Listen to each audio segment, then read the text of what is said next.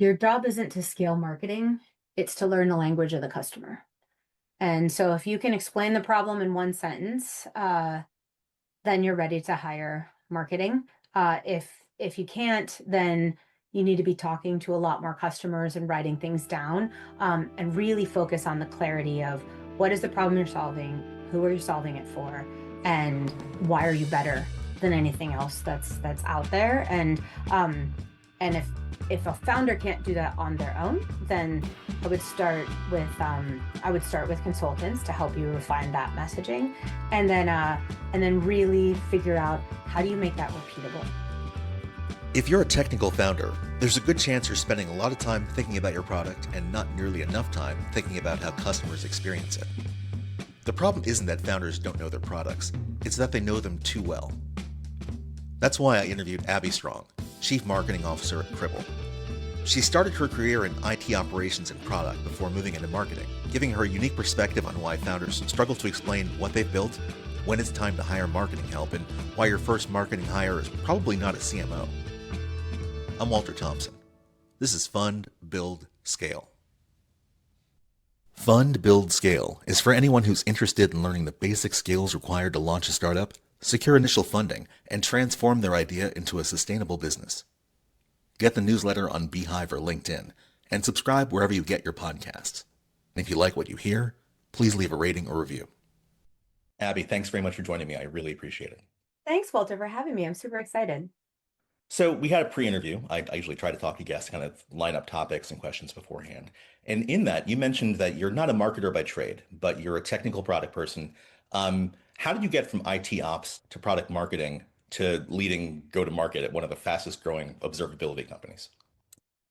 Less intentionally than it sounds when you word it like that, but yeah, I started out, yeah, as you said, in IT ops and network security operations, building and managing networks on behalf of customers at a telco. And then I realized as I was doing that I got super excited about what was and wasn't working for the products that we were using to manage those networks. And so I got recruited into a company to help be part of the product and field trials team, and that led me to realize that, oh, I love being part of the vendor world and building the next new thing and getting customers excited about it. So stayed in product for a while, and then as it turned out, my strength was really in working with customers and helping translate what we were building into why it mattered to them and why they would want to try it. Which a very wise boss that I had at one time was like, I know you love to build things, but actually that's product marketing. And that's the job of a product marketer, is to translate what great things that we built into why it provides value to everyone else. And so I made the leap into product marketing, and then I've sort of just stayed in various parts of marketing and or product since then, and had the opportunity back in 2000 to join Cribl to run an entire marketing team. And so I remember being very intimidated at that moment, just thinking, well, I know all the product side, I know the content side, but what am I going to do about demand gen? Which I'm sure we'll talk about on this podcast. To me, it sounds like you're saying that go-to-market and product are kind of the same problem, like two sides of the same coin, basically. So I like to say, like, it's like a peanut butter cup. Like, they're better together. When you put peanut butter and chocolate together, it tastes really great. But one side makes great product and the other side makes products great. So I do find them as two sides of the same coin. I think one of the main themes of this conversation is going to be why technical founders tend to struggle, not all of them, but with marketing and storytelling. And it's like this mismatch between like what founders build and what customers care about. I think technical founders that come in with the I built the coolest thing, and you got to explain why people should care. Generally speaking, what are the biggest blind spots in that mindset? I think in general, folks get so excited about what they have built. And I think particularly from engineers, which a lot of founders are engineers or are highly technical in the first place in order to even go down that route, they're so focused on completeness and the completeness of what they have built and why they have built it, that sometimes they miss that the audience isn't yet ready for the entirety of what they've managed to build. And so I think one of the most common disconnects in early days is figuring out what the right message is at the right altitude for the right audience that you're trying to sell to, and then making sure that you create that consistency as you're moving into more of a marketing engine and go to market uh, service. How do you test whether you're describing the product in a way that kind of maps to just outcomes instead of just the features you think are cool? I mean, that's typical product market fit capabilities, and you really see a lot of it in early days. This is normally what founders are doing for the first, several months to years of trying to figure out, do they have a viable business? But it's, are we saying the right things? Are we getting a meeting? Are folks actually interested in what we're selling? And then are they able to deploy it? And so I think that's the product market fit. What I think really becomes interesting is that you've got it when the market starts pulling it from you. And so, at some point, like you post it out there, if you're pushing, we call it pushing a string. If you're pushing a string, like you can only do it for so long before you run out of time, resources, or energy. But if you actually are onto something, the market will start to pull it from you, and then you just have to get the right words to the right people at the right time. What's one early signal that a founder has fallen into that kind of if I build it, they will come trap? And how do they get out of it?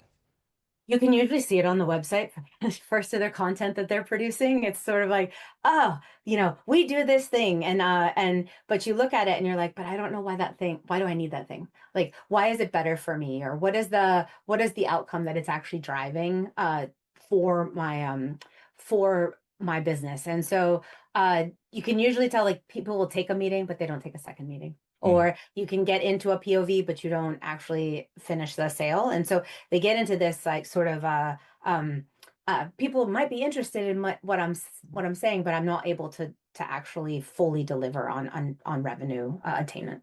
I live in the San Francisco Bay Area, and so on the 101 freeway coming in with like the airport in the city, you just see like a line of billboards for tech companies. It's been that way Mhm. since I moved here like 30 years ago. And what I notice is basically like the storytelling, like that kind of growth stage storytelling, it doesn't seem to really give the driver a full picture. Like I'm just going past 70 miles an hour. I don't get a sense of what these companies are doing with like the clever visual thing or kind of a weird I mean, what do you think of that kind of, how does that relate? How does that grow out of, I guess? Like the early stage kind of go to market message that's really specific and value driven. And then you get to like, Series D and it's kind of vibes. Yeah, that is a great question. And as someone who's been in trouble for billboards in my in my life, No shade intended.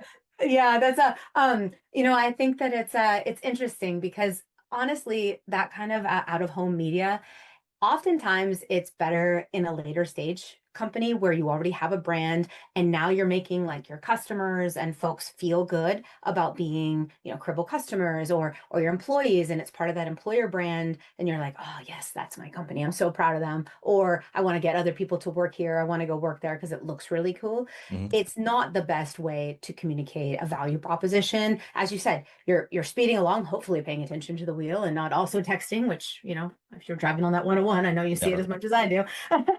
And so it's interesting, but I'd say like the large scale media like that is really more of a brand builder rather than communicating why they should care about the brand. And so you just have to balance those two things. Like brand awareness is also great if you make something interesting enough and eye-catching enough, which there are definitely companies out there that have done it. There was a campaign from a financial services company that was, like, oh, if your expenses are moving slower than the traffic on 101, like, and stuff Yes. like that, and Yeah. you're like, haha, that's funny, I want to go see what they are. Like that does serve the purpose Mhm. of a billboard, if you can get people interested enough to go look at or to go look it up later. But otherwise, that's probably not your best place to put your product messaging.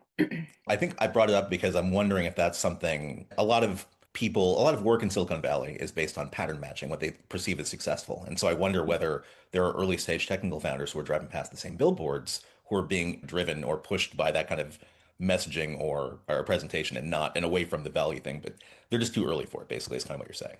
And they may be recruiting. And so I would say don't underestimate the value of that. Those billboards are often for, hey, especially engineering talent, which and this AI landscape is incredibly difficult to keep in or to recruit and maintain.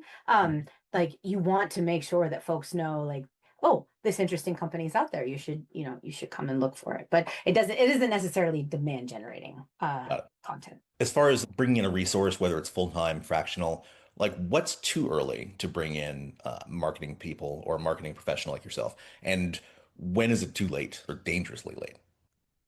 Yeah, those are great questions. And so, like, I mean, obviously, I've got some bias. I would say it's never truly too early, but I think that, honestly, like in that seed stage and pre-A, like the founders should be doing the majority of the marketing. Like they really need to distill down into like, what the problem is that they're solving into one sentence. And if they can't do that yet, you probably don't need a full-time marketer. You might need somebody to be a sounding board. And this is where I am strongly opinionated that the first marketer should be a product marketer.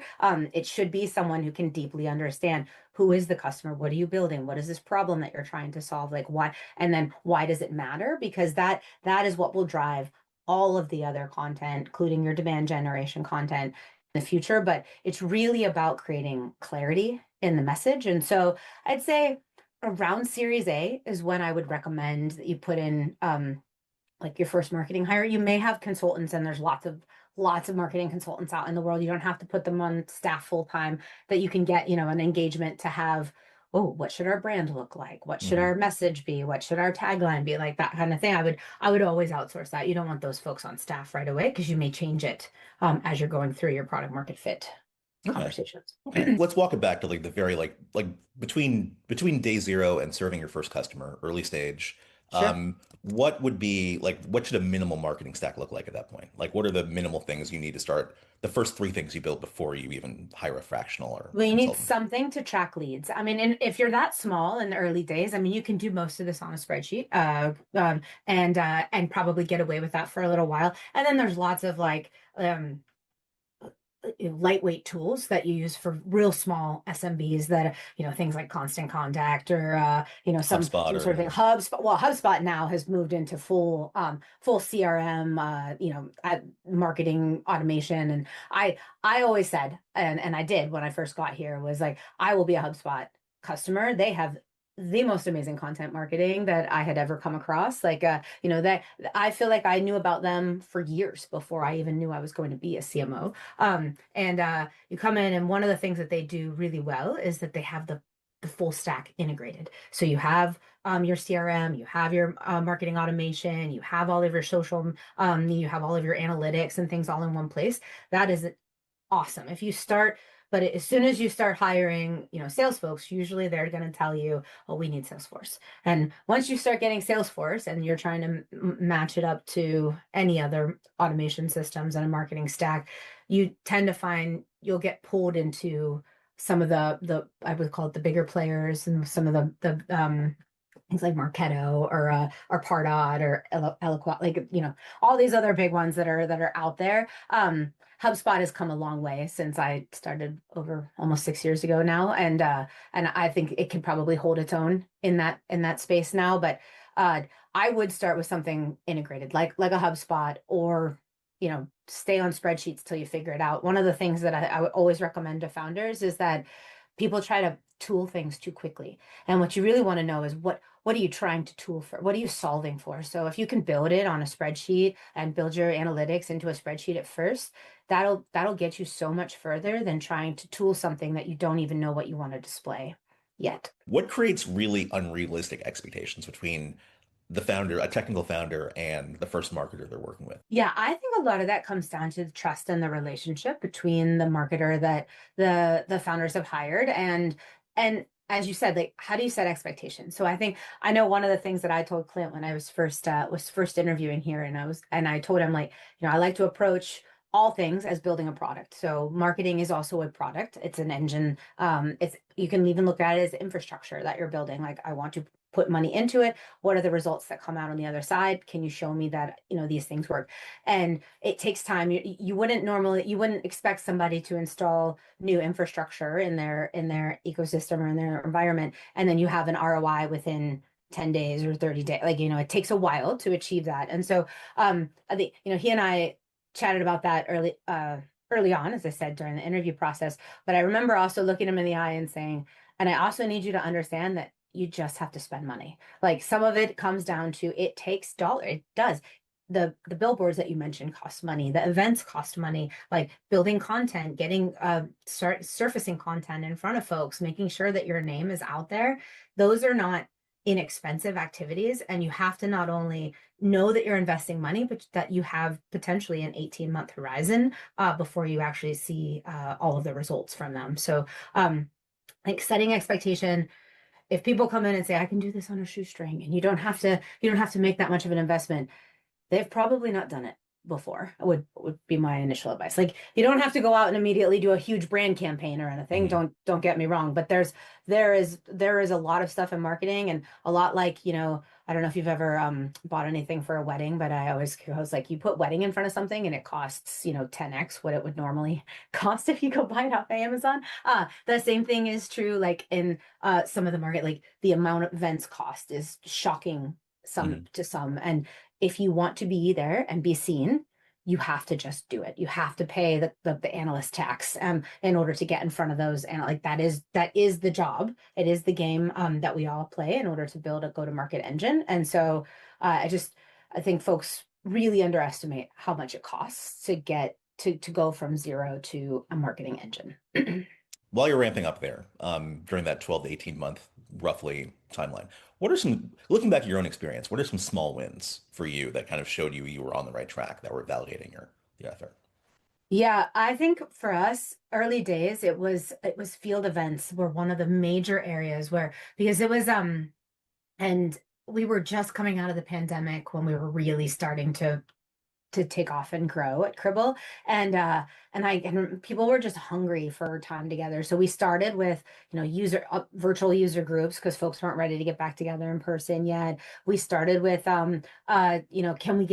can we get folks to join us for, this webinar where we're actually having the founders on to talk about what they've built and why they might care. And then we started doing, like, coffee talk sessions where folks could come in and ask their questions, and if they were running into problems, built out a Slack community.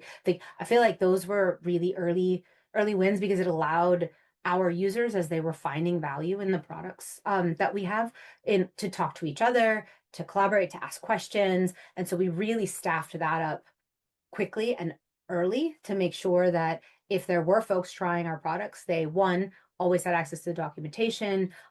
We created online training that is free and always will be free from Cribl. But this is another area where it's like, if people are willing to give you their time to learn about your product, you should be giving them the resources that they need in order to do it. As soon as you gate it, they may be like, I don't have time for that. I don't want to deal with it right now. And so I think those were early wins, was getting those customer advocates excited about it, and then talking to their friends and telling other people what was going on. But it was all sort of that early word of mouth and the events in the early days. Good to know.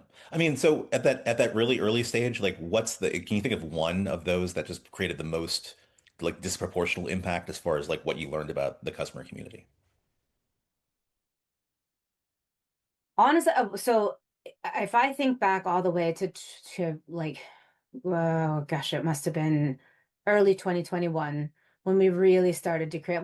We already had momentum going into the back half of 2020, but a lot of that was still on, as I said, like, some of the word of mouth around getting in front of the user community and the events, and prior Rolodexes for some of the sales folks that we had. But one of the key decisions that we made early was to invest in sales development, or opportunity development reps.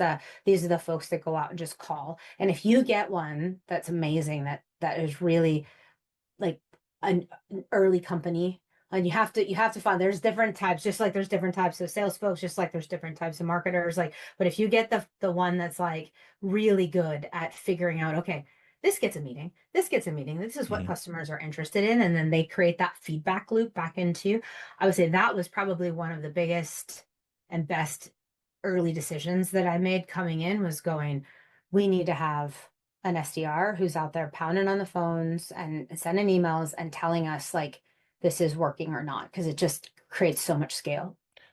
First marketing hire, like for small stage, pre-revenue technical product, what's what's the right title? I know it varies, but kind of like, but are you thinking, is it fractional CMO? Is it marketing consultant? Is it what should you be looking for in LinkedIn if you're trying to find someone to fill this gap?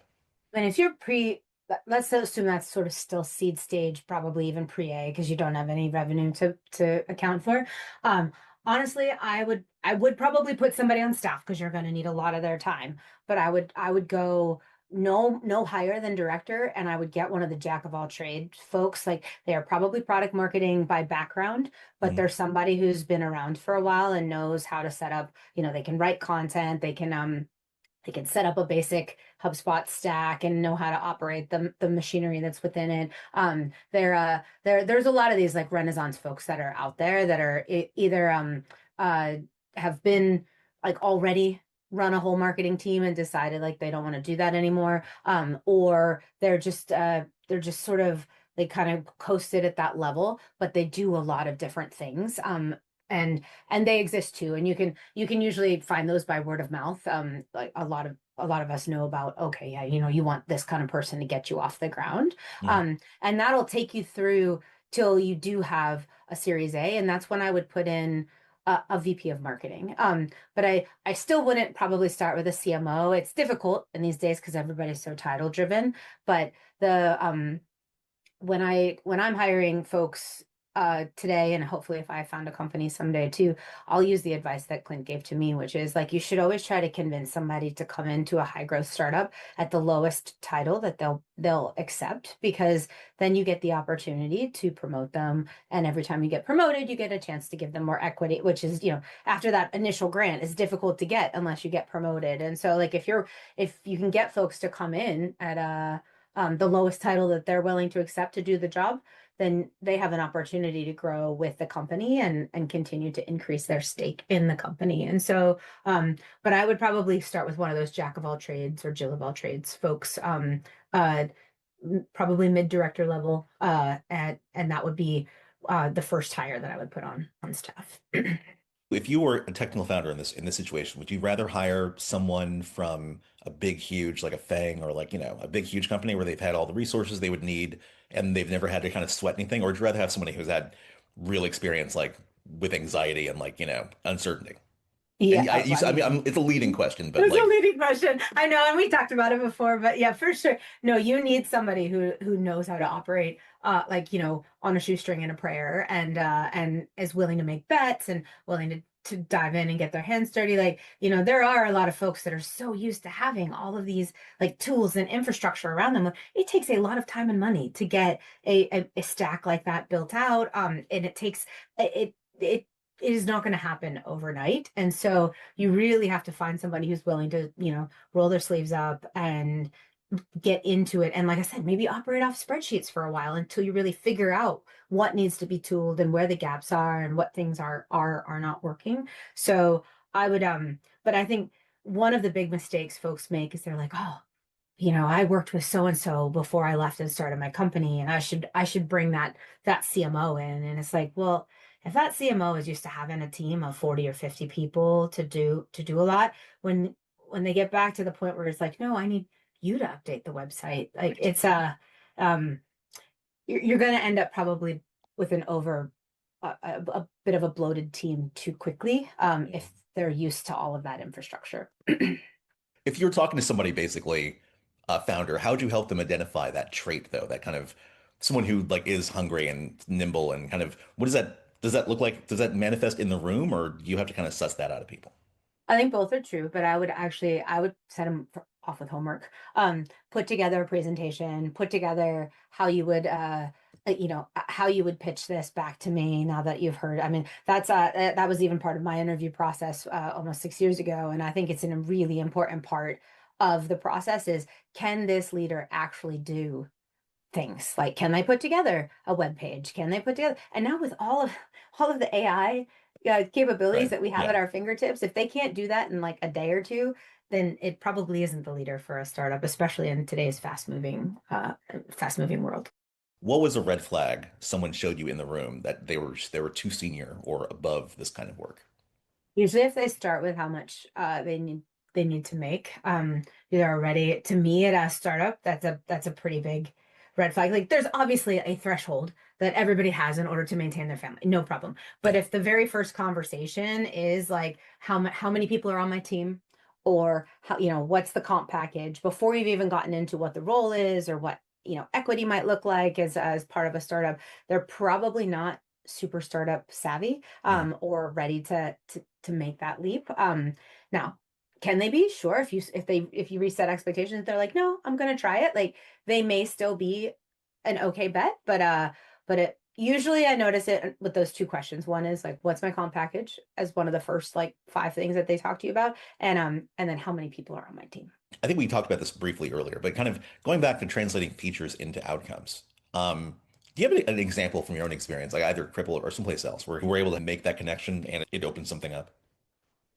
Sure. I mean, I think this is maybe the core value that I've had with the co-founder since the beginning is really hearing what they say and then going, "Oh, okay, so we're building a data engine, but it's one specific for telemetry and things like this." So to be able to synthesize what the co-founders are excited about, I would say like really what I would come back to is that first bit of positioning when you're having those conversations with the founders, it's not about it's not about pitching. It's about telling the truth more clearly. Like really creating that clarity around here's the problem, here's how we solve it, here's why we solve it better than anybody else. And I think that the hardest part is not in the even in the what to say, it's in the what not to say. So creating that trust relationship with the founders to say like, okay, I know this is really cool,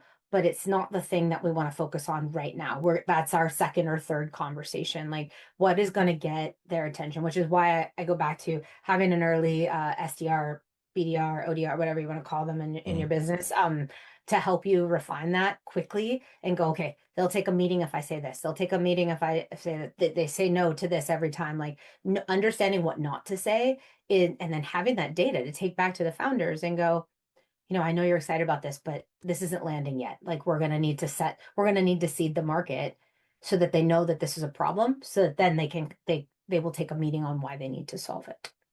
What's one exercise or a really low effort framework a founder could use to start positioning their product? Oh, yeah. I mean, I would say there's a ton of different frameworks that you can use for, start with who are you solving it for? What is our tagline? What is our pitch? Who are our ICPs? What are the three problems that we're solving for them? There's all kinds of that. There's the lean canvas is another one. I like that one as a format. There's you can use the just a typical like probably go to ChatGPT now and say, help me create a positioning matrix, and they'll do that, or just probably Google it, good old school way, and find it. But those there are lots of formats. I'd say that exercise, getting the founders, and you need all of them in this case. You cannot do positioning with just one, even if one of them is more of like the product marketing person, and the other one's like more engineering or like the do not try to do this in a silo with just one of the founder. You need all of them.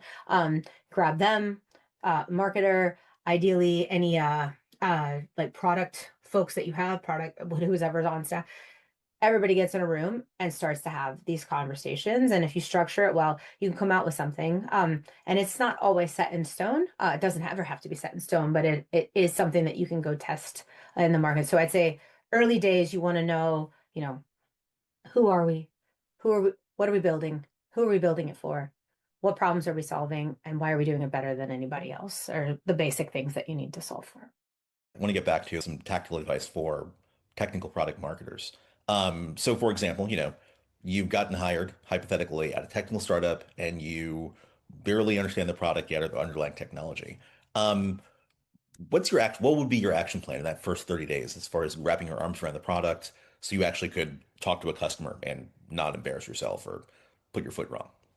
I mean, I go get the product and install it, use it, go see as quickly as possible. go read all the documentation, take the trainings if they exist. If they don't exist yet, then, how do folks get up to speed? They must have some sort of onboarding for new engineers or new product folks that come onto the staff. But the best way to learn is to do, in my opinion. And so like coming in and saying, okay, this is what we're building. Here's who we're building it for. If there's a community, go immediately join that and start to watch the conversations there and the questions that customers are asking. And then as soon as you can reliably sort of repeat back, okay, this is what I use this for. This is how it fits together. I mean, I went and talked to, we had the SE leader who was really just the SE at the moment, but the same, there weren't a lot of these humans, but, go talk to them because they're out there trying to do, the POVs for customers and stuff. And like, what is working? What isn't working? What do you really like? What consistently, works for you when you're at a customer site, and then going to talk to actual customers, and say, okay, you bought this or you're thinking about buying this. What is resonating with you? Are there things that if you could change, you would, or if there are things that really made you make this decision over something else, like what are they, and can you be really clear about them? And I think that's probably the most important thing early days is use it and talk to as many people as you can that are using that product. It sounds like you're conducting your own kind of like a SWAT team level customer discovery process, like a one person journey through the product. Is that a conflict culturally? Because usually founders, before they brought a person like you in, they've already done customer discovery, and so they've worked through it and they think they have something, and then you might come in and may possibly challenge that with your fight. How does that work? How do you meld this two?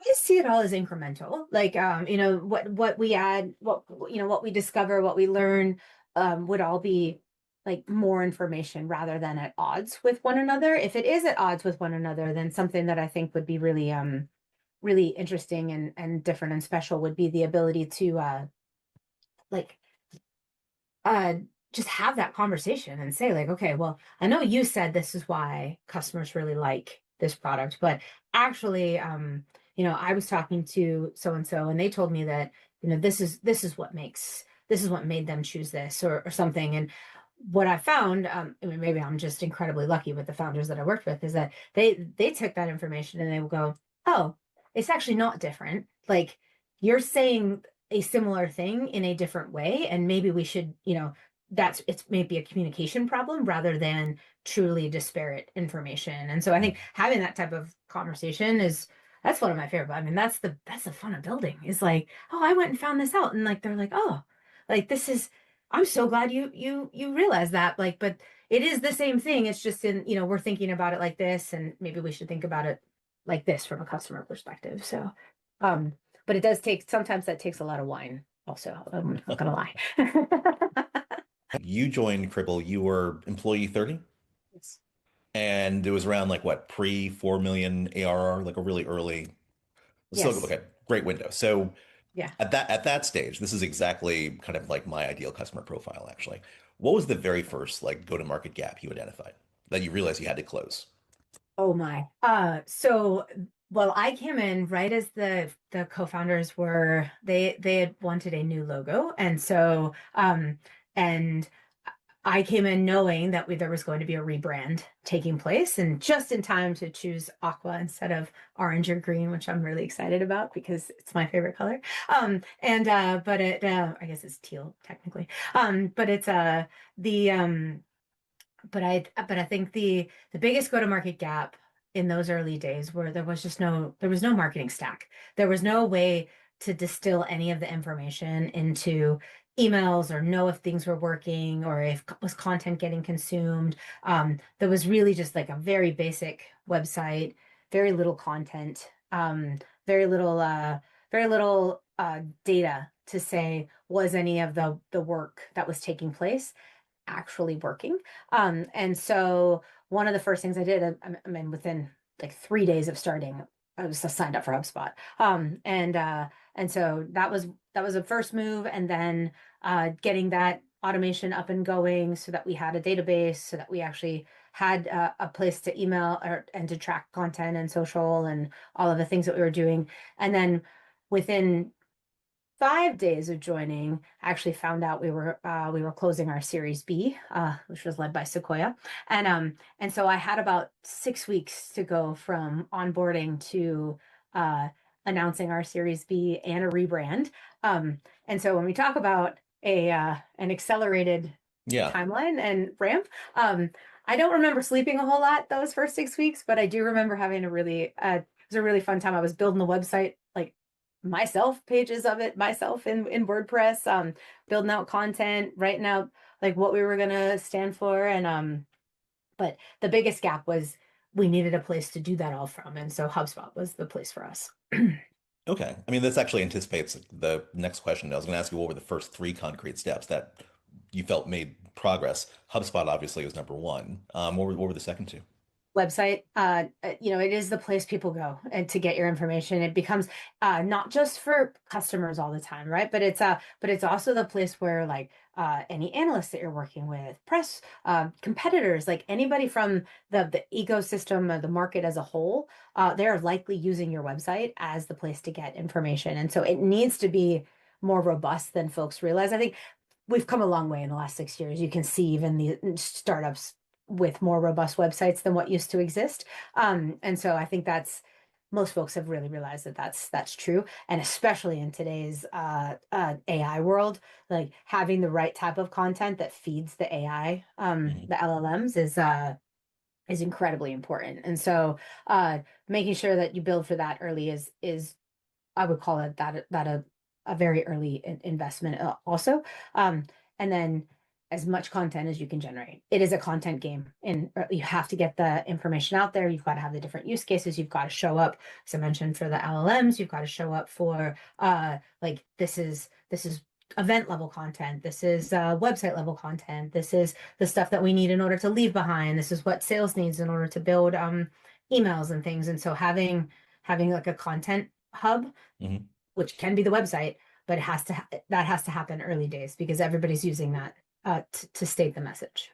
What were some of Cribble's earliest signals that the market was pulling, not pushing your product, like I said before? And how do you surface those earlier? I mean, Cribble knew early days. We got really lucky. Like with the telemetry pipeline, even knowing that uh the reason the founders went down this route, like they had started something else with a different product, and when they first kicked off, it was called something else, but when they really introduced Cribble, it was based on a LinkedIn post that they put out on the web to say, if we built like a telemetry router that allowed you to take data from anything and translate it to anything, would you be interested? And they had like customers that were familiar with the company they were at before going, I would buy it tomorrow. Like this is such a big gap. And so they knew they were onto something, which was what made Cribble so interesting to me early days, was it wasn't the typical product market fit conversation when they were going out to hire marketing. Like they already knew they had it. And they had the market and that they built the product for. And so it made it really exciting to come in and build the marketing engine here.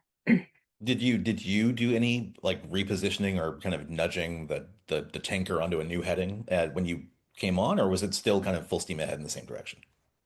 Early days, the observability pipeline was the thing. People didn't really know, barely could say observability, let alone know what an observability pipeline was. And so my job from from day one was to build out that category. And so you do that by, making sure we get it in front of analysts and making sure we get the market aware as a whole that this is a solution that now exists for specifically for telemetry and for observability solutions. And the so let's say early days, it was more about finding the right words and getting the focus. I think one of the things that I remember having a very serious conversation about was that, we there was an assertion that observability encompasses both IT and security.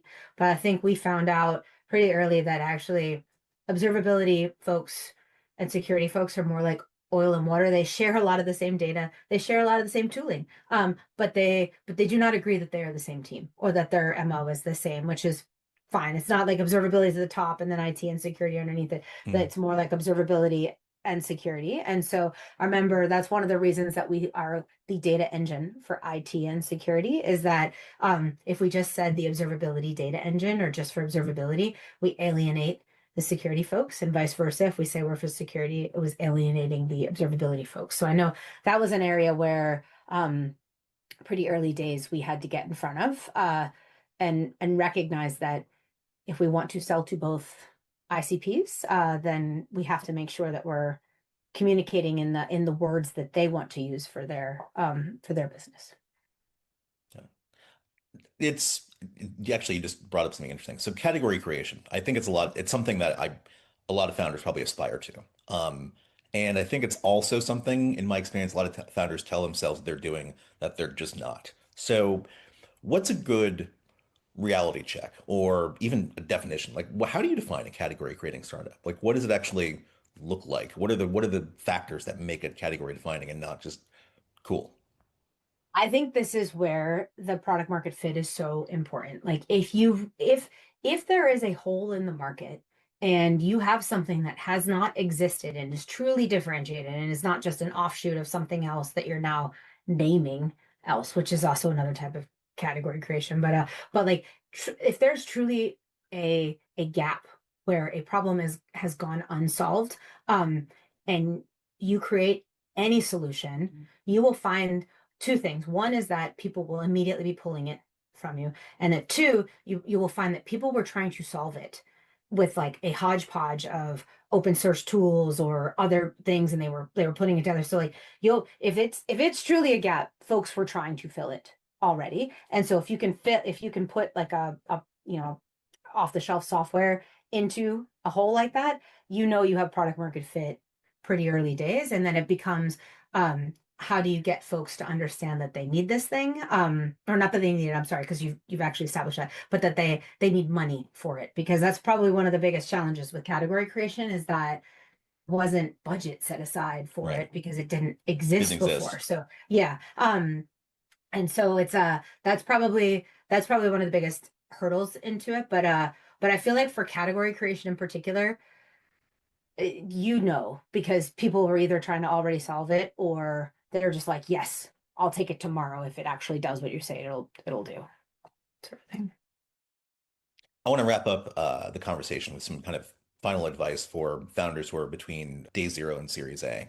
Basically, if you could kind of get them all in a room, technical founders who are afraid to spend money on marketing and give them kind of just one piece of advice, what would it be?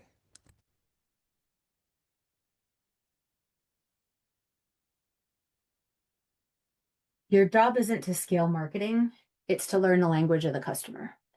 And so if you can explain the problem in one sentence, then you're ready to hire marketing. If you can't, then you need to be talking to a lot more customers and writing things down, and really focus on the clarity of what is the problem you're solving, who are you solving it for, and why are you better than anything else that's out there. And if a founder can't do that on their own, then I would start with consultants to help you refine that messaging, and then really figure out how do you make that repeatable. And so as you start to think about like what does that momentum look like into a Series A, it's can I do a thing and then consistently show there's revenue associated with that thing. And so that repeatability becomes the unlock. And so finding what is that problem statement? Will they take a call? Can I get them to actually giving me money for it?